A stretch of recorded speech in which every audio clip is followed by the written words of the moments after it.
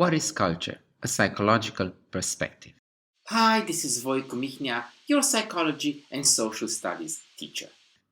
In this mini lecture, which I like to place at the intersection of history and psychology, we will try to understand what culture means from a psychological perspective. We will identify 5 characteristics of culture and we will give examples from cultures from around the world. But before we start, let's have a look at this very colorful map. Where are you from? Can you find the country where you're from on this map? Or maybe can you find the country where you're currently located in? What I like about this map is the fact that it's very visual and we can clearly see that there are so many countries around the world, and I think the colors that they're labeled with, although they are the same for some countries, the cultures that they represent are different. So what is culture? Let's try and give a definition from a psychological point of view. Culture is the continuing behaviors, ideas, attitudes, values, and traditions shared by a group of people. These are transmitted from one generation to the next.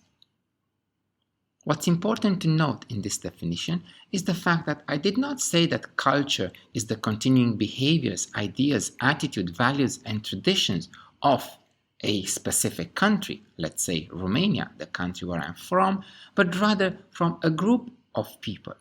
So we can understand that within a country we could have different cultural subsets, and groups of people might feel they belong to different cultures even within their national borders. Simply put, culture shapes social behavior.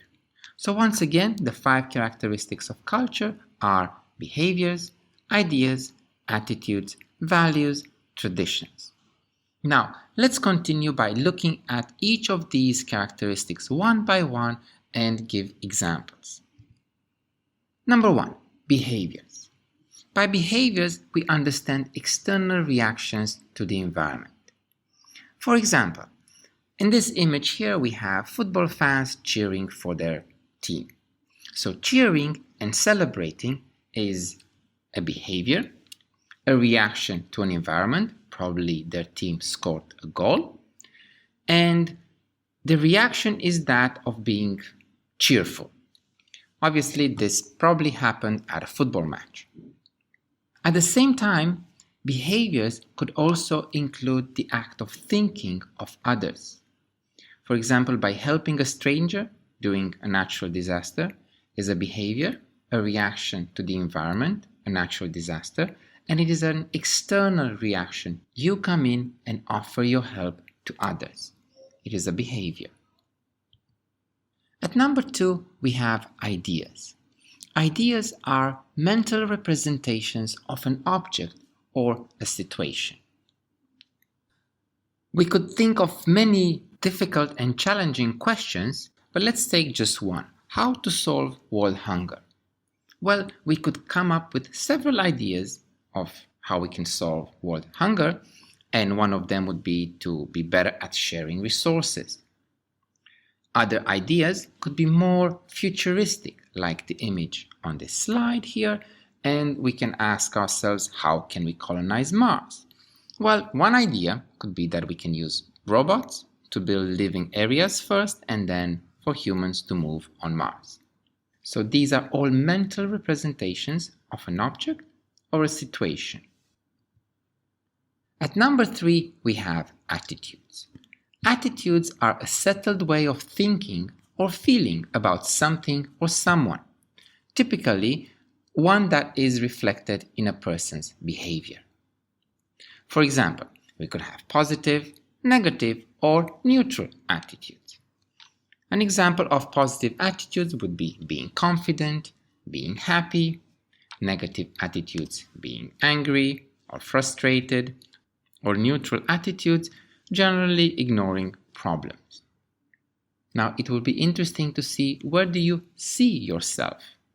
What kind of attitude do you display on a daily basis? Are you a positive person, a negative person, or are you trying to maintain a neutral attitude towards the problems around you? At number 4, we have values. Values are beliefs that influence the way you live and work.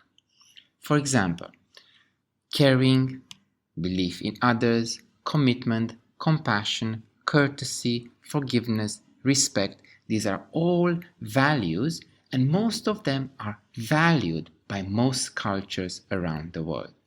Of course, we would like to have caring friends. Of course, we would like to believe in the goodness of others. Of course, we would like to show commitment towards a good cause and show compassion and courtesy and forgiveness and respect.